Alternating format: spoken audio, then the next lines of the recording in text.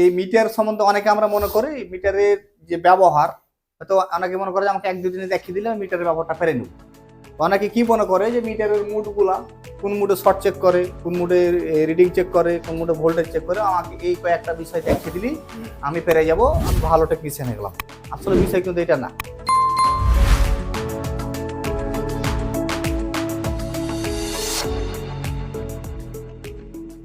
দেখুন, যে mobile servicing এর কাজ করতে গেলে আমাদের সর্বপ্রথম প্রয়োজন হচ্ছে মিটার। কারণ মিটার ছাড়া একটা মাদারবোর্ডের কি কন্ডিশন আমরা বলতে পারবো না।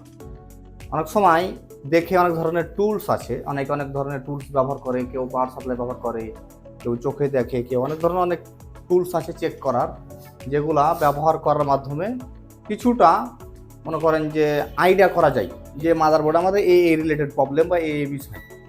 কিন্তু 100% সিওর হইতে গেলে আপনাকে অবশ্যই ডিজিটাল মাল্টিমিটারের ব্যবহার ওখানে লাগবে। অ্যানালগ মিটারও ব্যবহার হয়, মোট কথা মিটারের আমাদের ব্যবহার লাগবে। কারণ আপনি যখন একটা অনেক সময় পাওয়ার সাপ্লাই ব্যবহার করলেন বা আর অন্যান্য অনেক টুলস আছে এরকম ধরনের ব্যবহার করলেন, হয়তো অনেক সময় অটো শর্ট দেখেছি, আবার অনেক সময় অন হয়েছে না, হয়তো অনেক সময় অনেকের আছে পাওয়ার সাপ্লাই 1, 2, 5 মিটার দাঁড়িয়ে থেকে গিয়েছে বা আপ ডাউন করছে। এরকম অনেক ধরনের কি হয় আমরা প্রবলেম পেয়ে থাকি, কিন্তু ওই প্রবলেমটা ওটা দেখার পর শিওর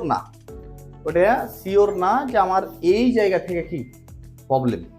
এখন ওইটা কি 100% শিওর হতে গেলে আমার প্রয়োজন হচ্ছে মিটারের। যে আমরা 100% শিওর হয়ে কাজ করতে গেলে অবশ্যই মিটার সম্বন্ধে আমাদের ভালোভাবে জানতে হবে।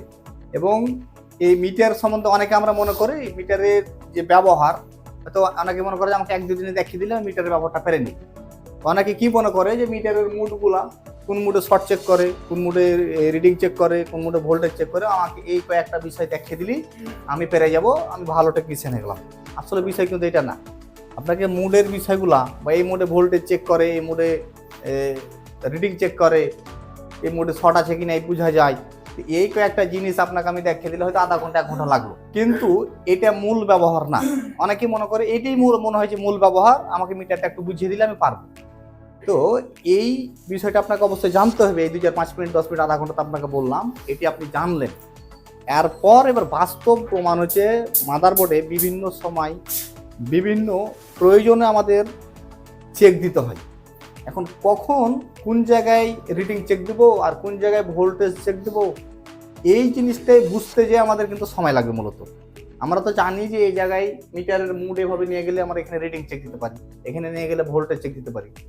এখন কাজে একটা প্রবলেম আসার পর, এখন আমার কাছে এই প্রবলেম এসছে চার্জ হয় না, আমার কাছে একটা প্রবলেম এসছে চালু হয়নি, এখন এই মোবাইল ফোনের রিডিং চেক দিতে হয় না ভোল্টেজ চেক দিতে হয়, এই যে জিনিসটা এখন কি করতে হবে এবং কোন মুডে আমাদের চেক দিলে আমরা সহজে বুঝতে পারবো, এই বিষয়টা বোঝাটাই হচ্ছে মূলত আমাদের মিটারের আসল ব্যবহার। আর এই বিষয়টা জানতে আমাদের দীর্ঘদিন সময় লাগবে। এটাই আপনাকে ধাপে ধাপে শিখতে হবে। তাহলে অনেকের কাছে অনেকের কি ধারণা ছিল যে মিটার মনে হয় আমি 1-2 বার দেখিয়ে দিলে আমি বুঝে যাব, কিন্তু আসলে ওই 1-2 বার দেখাতে আপনি মূল টুলগুলো বুঝতে পারবেন, যেগুলো অলরেডি অ্যাভেলেবল ইউটিউব ফেসবুকে ভিডিও আছে। কিন্তু মূল গভীর যে ব্যবহার, এখন আমার নেটওয়ার্ক আসে না, নেটওয়ার্ক না আসার জন্য কোন লাইনে কত রিডিং থাকতে হয়, এই লাইনে কখন ভোল্টেজ আসতে হয়, চালু হওয়ার আগে ভোল্টেজ আসে না চালু হওয়ার পরে আসে, নেটওয়ার্ক না থাকলে এখানে ভোল্টেজ থাকবে না। এই তথ্যগুলো আগে জানতে হবে। জানার পরই আপনাকে আবার মিটারের মাধ্যমে শিওর হইতে হবে যে আমি তো অলরেডি এইগুলো জানি যে আমার এই জায়গায় এত ভোল্টেজ থাকে, এই লাইনে এত রিডিং থাকে, এটা আছে কি না আমি দেখি। যদি এই লাইনে রিডিং আর ভোল্টেজ না থাকে তাহলে আমার নেটওয়ার্ক আসবে না। তাহলে ওই এখন রিডিং কোন মুডে মাপতে হয় ওটা আপনাকে দেখিয়েছি, এখন আপনাকে ওইখানে চেক দিতে হবে। তাহলে এগুলোই হচ্ছে আমাদের মূল মিটারের ব্যবহার।